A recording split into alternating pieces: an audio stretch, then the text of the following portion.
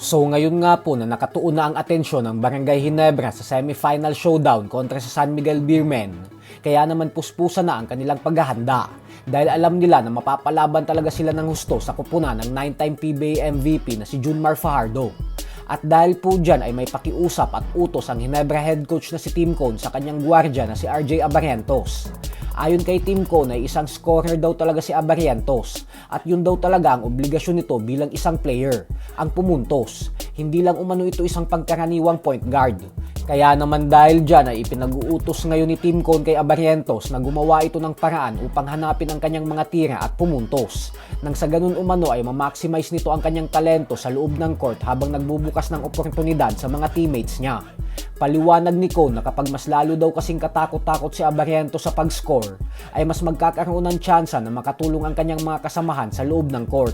Gawa ng ma-open ang mga ito nang dahil sa magpo-focus na sa kanya ang depensa.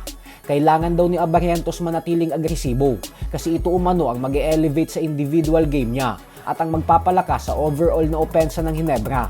Ganyan po kataas ang tiwala at kumpiyansa na ibinibigay ni Tim Cone kay Abarrientos para sa paparating na seryeng ito. Giit pa ni Cone na ang pagkakapareho daw ni RJ sa uncle nitong si Johnny Abarrientos ay madalas daw kasi itong mag-focus sa pagsiset up ng mga teammates niya na siyang dahilan kung bakit minsan ay nalilimitahan yung tunay na abilidad ni Johnny A umiscore sa opensa. At ganun daw ang nangyayari ngayon kay RJ. Kaya hinihikayat niya talaga ito ngayong umiscore at hanapin ang kanyang mga tira. Sa kabilang banda naman mga idol ay trending naman nga po ngayon ang naging banat ni Raymond Aguilar matapos nilang talunin ng dalawang magkasunod na beses ang Converge, kung saan makikita natin na tila ginagaya ni Aguilar ang ginawang celebration ni Juan Gomez Del Llano matapos itong umiscore ng 4-point shot sa overtime.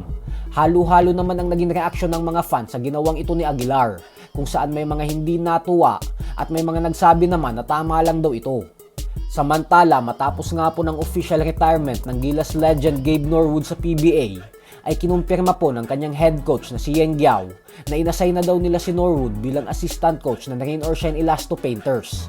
Pero hindi pa daw nakakapagdesisyon si Norwood kung tatanggapin niya ang trabahong ito. Paliwanag ni Coach Yeng na kung gusto daw ni Norwood na panatiliin ang posisyon nito bilang assistant coach, ay wala daw siyang nakikitang problema para sa Rain or Shine management. Dahil para sa kanila ay parte na daw talaga si Norwood ng Rain or Shine organization. Kaya nasa kamay na umano ni Norwood ngayon ang desisyon kung tatanggapin ba nito ang posisyon bilang assistant coach. So hanggang dito na lang po muna tayo mga idol.